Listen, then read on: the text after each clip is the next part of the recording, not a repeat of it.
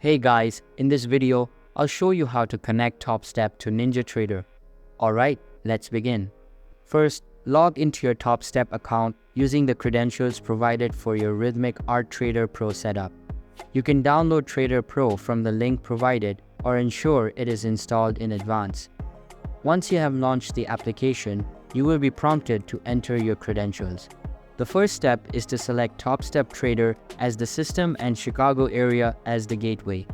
After that, make sure to enable key settings including market orders, market data, and plugins. These settings must be turned on for the system to function correctly. Once you have completed these steps, double-check that your login screen reflects the proper setup. Confirm that all required details are accurate. This includes entering your Rhythmic user ID and password, verifying that the system is set to Topstep Trader, and ensuring the gateway is set to Chicago area. Additionally, verify that both market data and plugins are enabled. After confirming that everything is set up correctly, proceed to log into Trader Pro. So that's basically how you can connect Topstep to Ninjatrader. And that's it for this video.